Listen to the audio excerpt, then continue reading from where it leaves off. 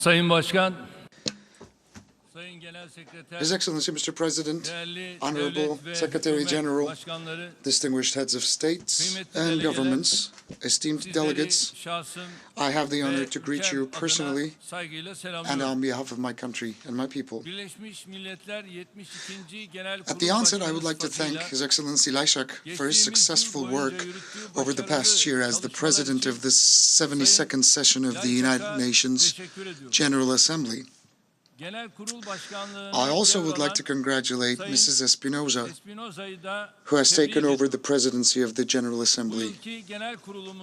I hope and pray that the session of the General Assembly this year will avail an opportunity to bring all that is best to the people of the entire world.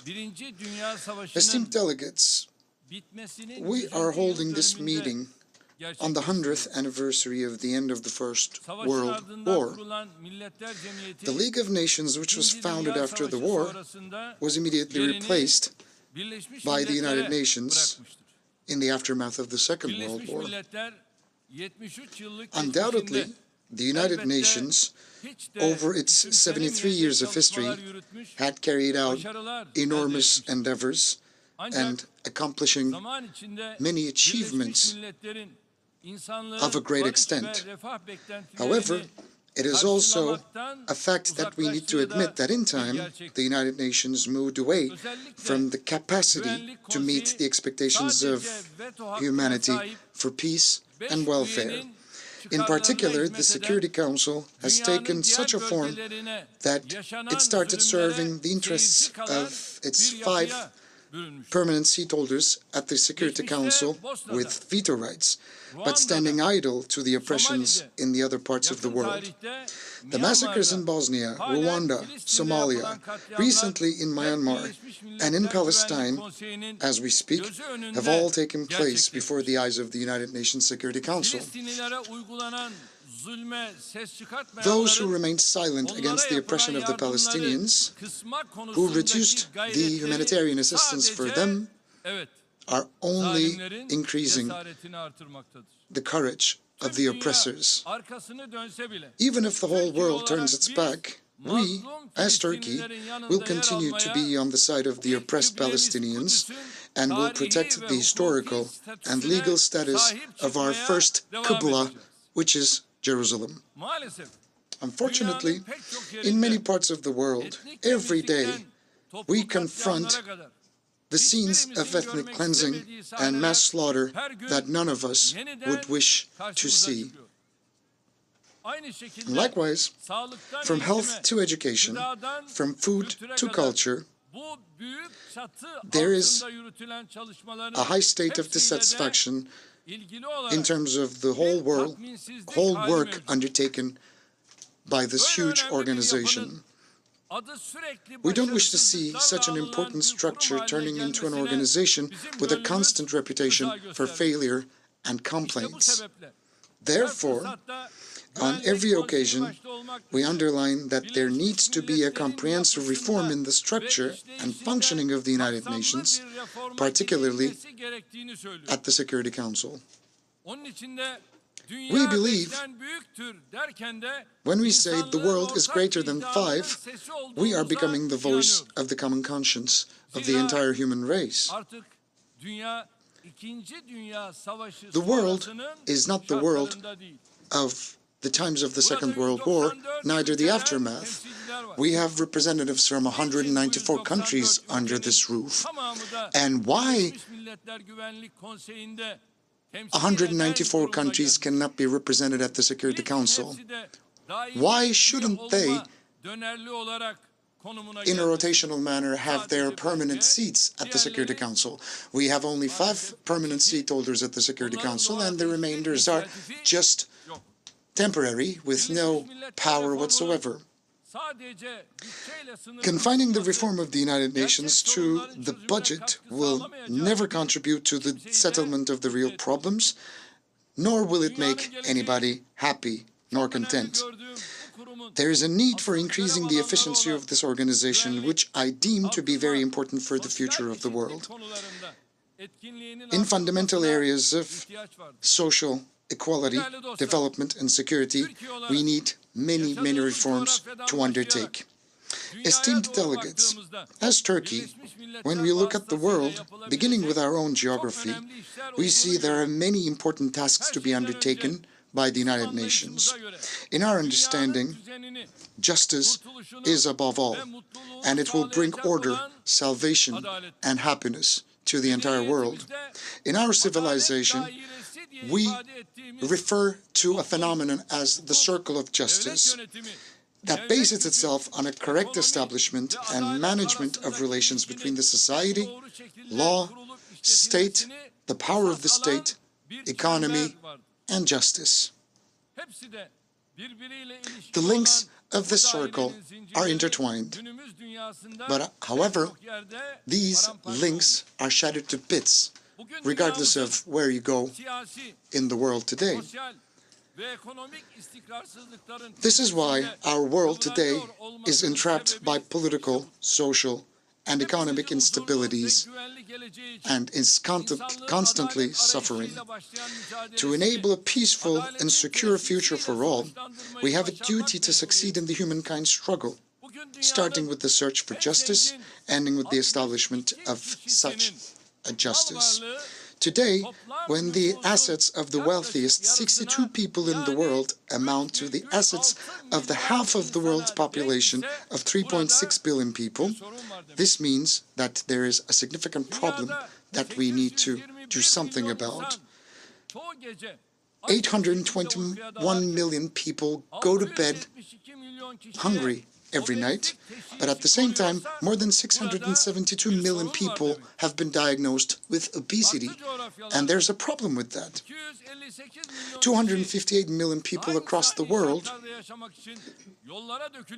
are hitting the road searching for better conditions to live and survive, and 68 million on a global scale have been displaced, pointing out to yet another outstanding problem that we need to do something about.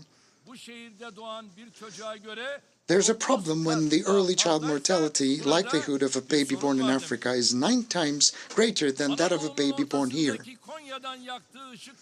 The famous Islamic philosopher Rumi started shining a beacon from the city of Konya in the heartland of Anatolia in order to enlighten all the souls across the world. Once said the following: justice means bestowing things in its proper place, meaning giving someone what he or she needs or desires. Let us establish a global administration system that will serve as a shield to protect the oppressed, the victimized, and to lend a helping hand to the hungry and the unsheltered, which will bring hope to the future generations. Everything that we deliver over this podium, all the analyses and all the proposals that we come up with, will only make sense if we can put them into action. Again, according to the philosopher Rumi, an oppressor is the one who does not fulfill their duties vis-à-vis the humanity.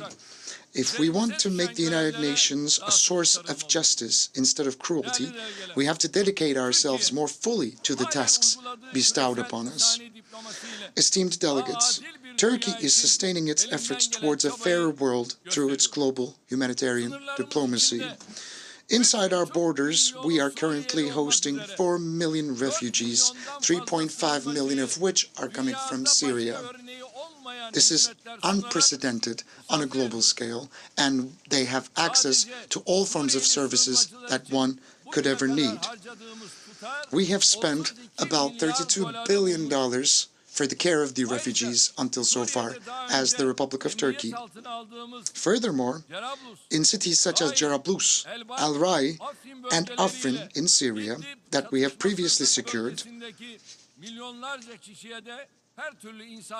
we have provided humanitarian aid to millions of people in need, just like the de-escalation zones that have recently been declared in the city of Idlib. The number of Syrian students attending school in Turkey is well above 600,000. Refugees in our country have access to all the healthcare services free of charge, just like any other Turkish citizen. In addition, we attend to all of the needs of the refugees that are in the Turkish protection centers. However, so far, we have only received $600 million from international organizations, and we have received only 1.7 billion euros from the EU, which is not going directly into the Turkish budget, but instead these funds are directly allocated to the NGOs working for the refugees. The European Union previously pledged 3 billion euros to be allocated to Turkey, but it's now subject to projects. We continue providing our services to refugees every day without any conditions, without any interruptions whatsoever. We expect more generous and flexible support to Turkey, especially by the EU, which has prevented a large refugee influx to spill over elsewhere in the world, foremost to Europe, thanks to the opportunities it has provided for the refugees. Furthermore, we are providing significant humanitarian development aid in all parts of the world, let alone the refugees beyond and within our borders. As of this year, Turkey ranks 6th in the world in terms of total development aid and 1st in humanitarian assistance. Turkey ranks among the top donors in terms of development and humanitarian aid, as we are the 17th largest economy on a global scale, and our commitment is a strong expression of how much significance we attach to humanitarian aid and helping those in need. As noted by the General Assembly's call for this year, our world needs global leadership and joint responsibility more than ever for a peaceful, equitable, and sustainable societies. Turkey has contributed substantial efforts in this direction within the United Nations. The Mediation for Peace initiative that we had launched with Finland in 2010 is now being supported by Friends of Mediation Group consisting of 56 member states. We have also taken serious steps in this direction forward within the Organization of the Islamic Cooperation, i.e. OIC, of which we are currently the term president. The Alliance of Civilizations initiative we have launched with Spain has become a United Nations initiative with the participation of 146 members. In helping Somalia, which is struggling with hunger to get back on its feet, we are currently implementing a development program that I believe will be exemplary for the rest of the world. And to help millions of innocent people in Arakan, which is miles away from our country, we have mobilized all of our means and all of our capabilities. We have exerted sincere efforts to resolve the Gulf crisis. In Iraq, we are encouraging all parties to make efforts for the common future of the country.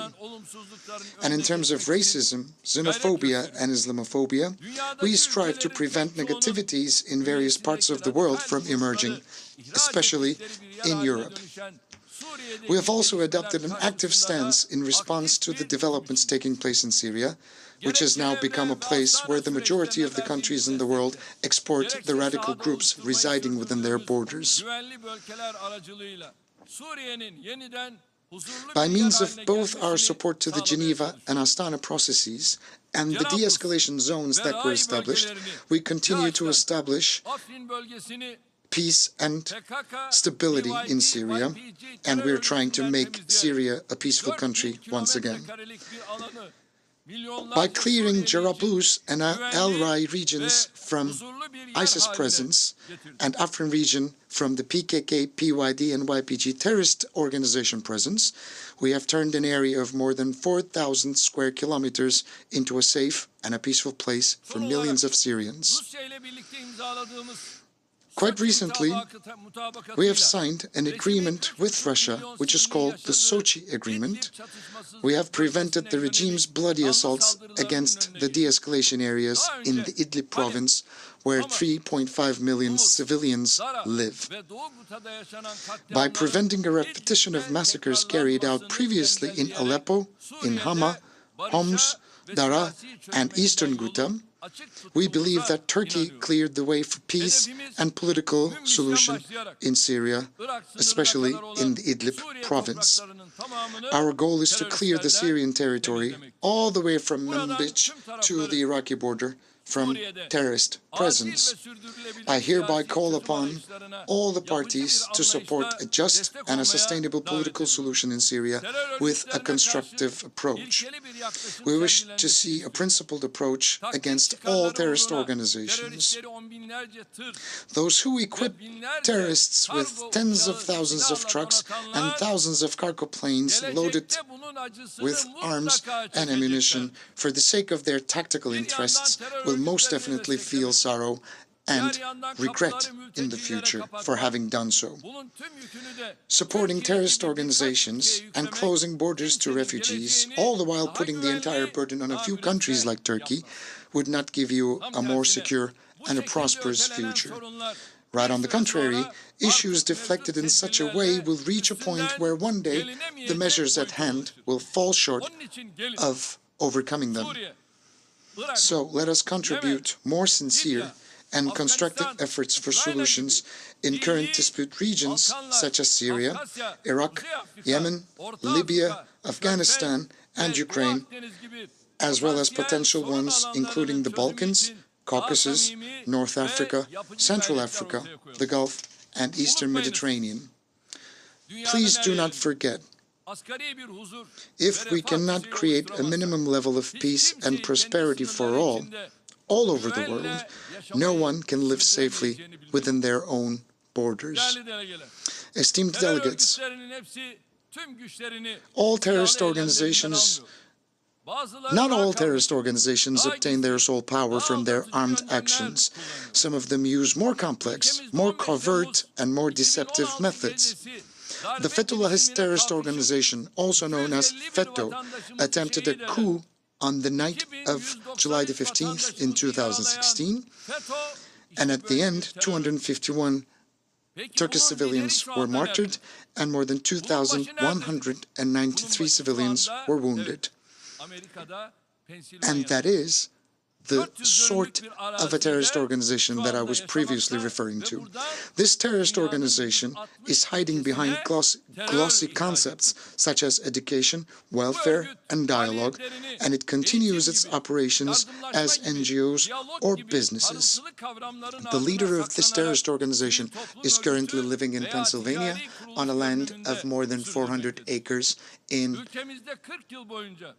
a very well-off fashion.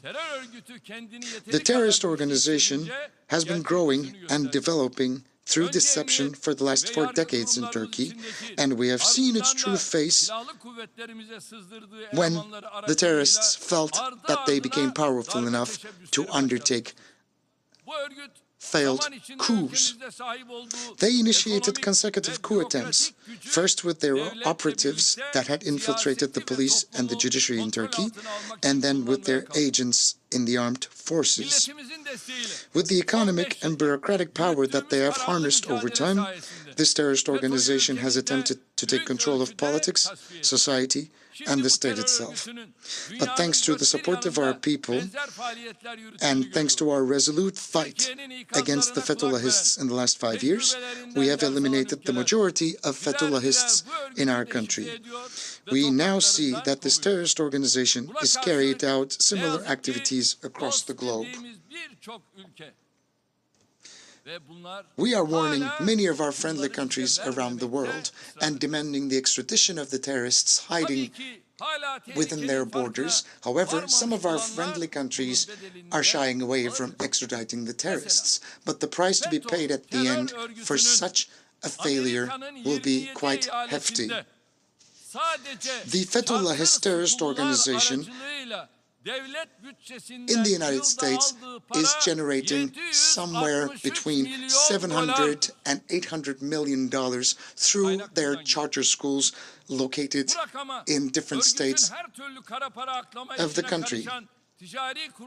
Of course, this figure does not include the income generated through commercial institutions involved in all sorts of money laundering activities and other structures with secret agendas, which appear to be NGOs, of course. I'm hurt. That's why I'm frankly warning the friendly countries of Turkey all around the world. I invite you to mobilize your efforts in order to fight Fethullahist presence in your countries. We must show the same solidarity that we have shown regarding armed terrorist organizations and bloodthirsty regimes, also towards this insidious gang as well. We are ready to share our experiences and the information we have amassed on this issue with you and with any country that is willing to forge a closer cooperation with us. Esteemed delegates, trade wars have harmed humanity in every age, and we are on the brink of yet another period that we fear again. None of us can remain silent to the arbitrary cancellation of commercial agreements, the spreading prevalence of protectionism, and the use of economic sanctions as weapons, because the negative effects of these twisted developments will eventually affect all countries. We must all work together to prevent damage to the world trade regime as a result of such unilateral decisions in the form of sanctions. This is a period where we need to work to achieve the United Nations 2030 Sustainable Development Goals. And in this time, nobody wants the world to experience a new economic rupture. It's very easy to create chaos, but it's difficult to re-establish order. And today, unfortunately, some countries are persistently trying to create chaos. There's no bigger danger than a world order that has lost mercy, conscience, truth, and hope. And that is the danger that we're facing now. Turkey has always been in favor of both free trade and free circulation of persons, along with goods. Every regression in this aspect will have the negative repercussions that will be hard to erase for generations to come. Furthermore, the fact that this approach is brought up with a rhetoric of threat, force, and by entirely disregarding the history of bilateral relations, disappoints us even more. We are in favor of solving our problems through constructive dialogue on equal terms. We expect responsible action from all of our friends around the world. We have effective, harmonious, and constructive cooperation with our counterparts on international platforms such as the WTO, G20, and OIC, along with the EU, in the form of customs union. As Turkey, we always express that we are in support of a win-win scenario when all of our friends that we do business with around the world are concerned. Our approach is very sincere and obvious. That's why we deem allegations and pressures against our country unfair. We believe that, together with the countries and the institutions sharing our perspective, we can surmount this political and economic chaos that the world is being pulled into. We are looking forward to receiving your support in this aspect. And without further ado, I'd like to share with you two additional remarks. First, we believe that there's a need for the establishment of an agency within the UN for the youth, as youth ensures the sustainability of our future. As Turkey, we propose the establishment of a United Nations Youth Organization as soon as possible and suggest that Istanbul, one of the symbolic cities of the world history, to become its headquarters.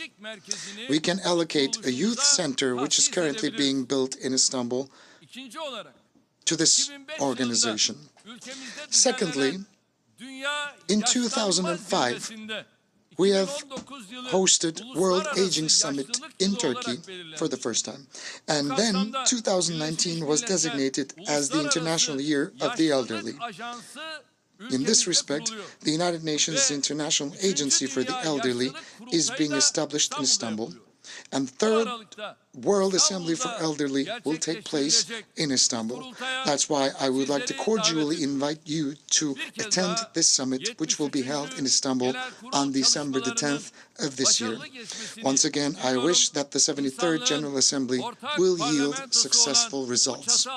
On behalf of myself and my country, I salute with respect and wholeheartedly all of the countries and peoples represented here in this common parliament of humanity. Thank you, and may you prevail in peace and health.